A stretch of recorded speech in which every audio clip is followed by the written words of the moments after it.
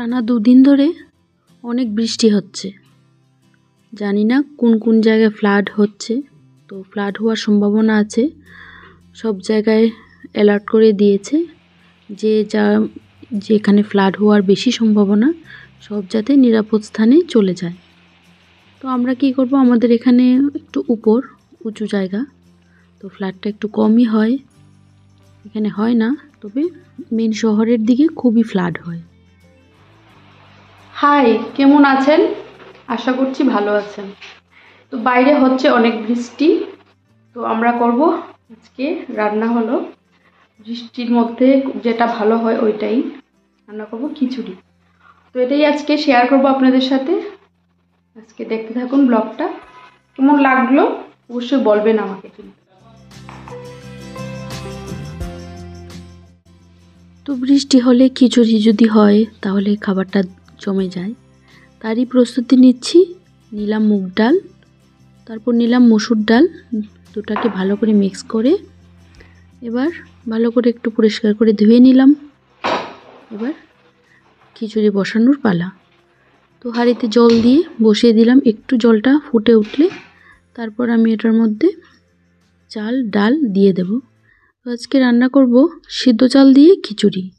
তো আতপ চাল দিয়ে খিচুড়িটা একটু বেশি ভালো লাগে, তো ঘরে যেহেতু একটু কম আছে, তো আমি সেদ্ধ চাল দিয়েই আজকে খিচুড়িটা বানাচ্ছি।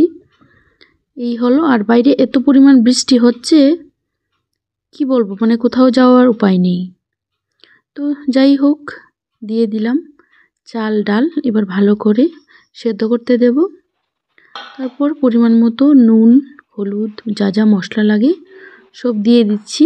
আর ওইদিকে আমি খিচুড়ির সাথে যা দিয়ে খাওয়া হবে ওইগুলো প্রিপারেশন নিচ্ছি।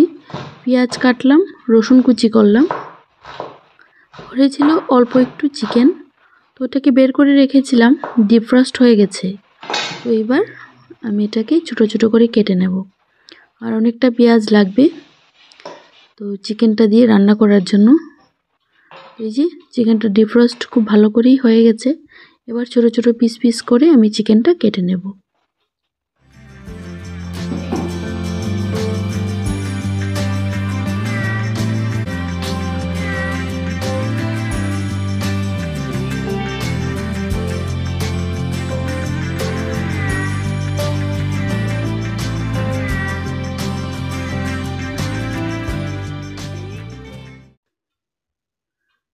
তো এই যে খিচুড়িটা প্রায় অর্ধেক হয়ে গেল, এবার ফোড়ন দিয়ে দেব। খিচুড়িতে আমি আদা রসুন জিরে বাটা ধনে গুঁড়ো সব কিছু দিয়ে দিয়েছি একসাথে। এবার শুকনো লঙ্কা পাঁচ ফোড়ন তেজপাতা ভালো করে ভেজে নিয়ে ফোড়নটা দিয়ে দিলাম।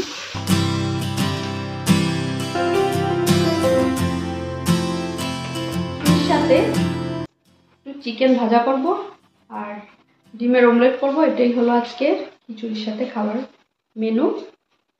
ভেবেছিলাম যে একটু অন্য কিছু ভাজা করি, ওটা করব না। পাঁপড়ও নেই ঘরে, যেহেতু এগুলি দিয়েই আজকে খাওয়া হবে। তো কড়াইতে তেল দিয়ে তার মধ্যে দিয়ে দিলাম রসুন কুচি পেঁয়াজ কুচি আর দিয়ে দিচ্ছি আলু।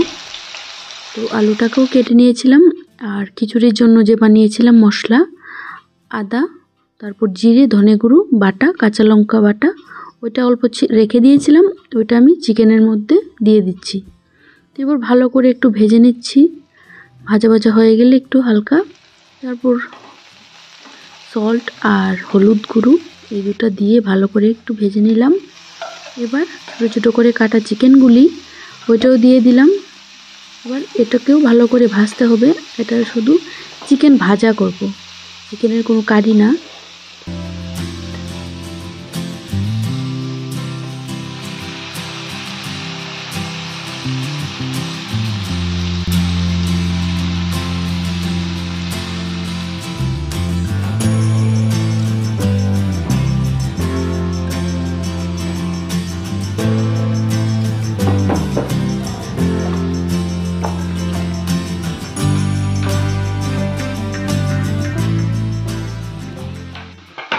তো আমরা যেহেতু তিনজন, তো 3টে ডিম নিয়ে নেব। হাজব্যান্ড তো বাড়িতে নেই, অফিসে।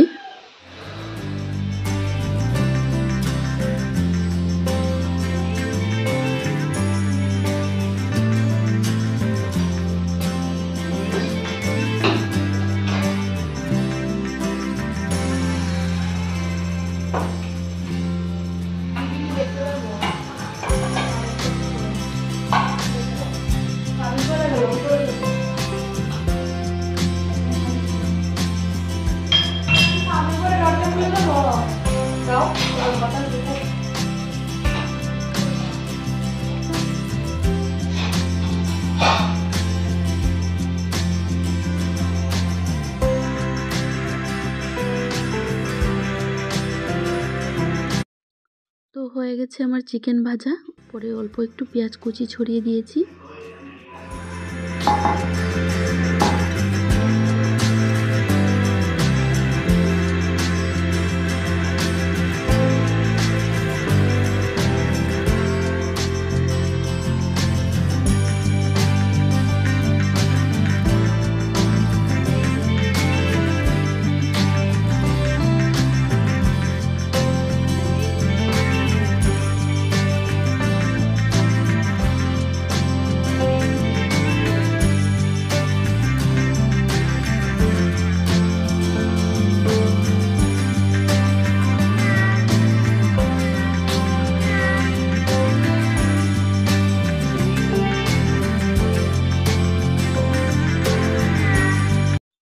তো এদিকে ভাই ডিমের অমলেটগুলি করে নিচ্ছে, আমি গিয়েছিলাম চান করতে, তো ওকে বলেছিলাম ডিমের অমলেটগুলো করে নে। তো ভালো করে পেঁয়াজ কেটে ডিমের অমলেটগুলো করে নিল, 3 জনের জন্য 3টা।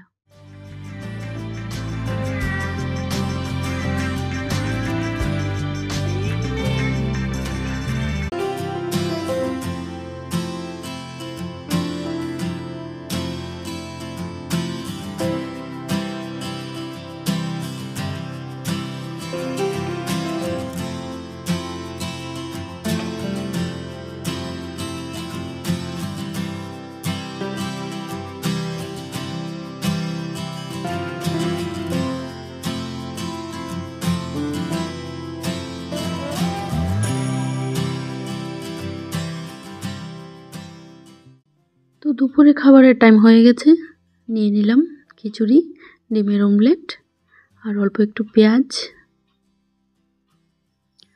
তারপর পেঁয়াজ এটার সাথে খুব ভালো যায় খাওয়ার জন্য, লেবু হলেও ভালো হয়।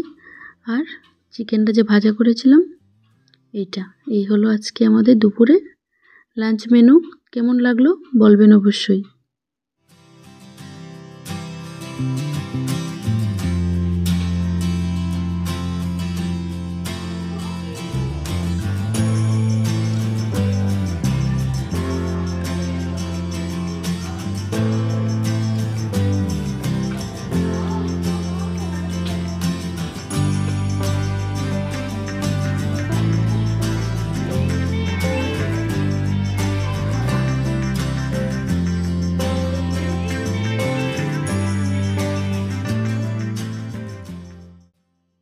তো এবার সবাই খেতে বসে পড়ব,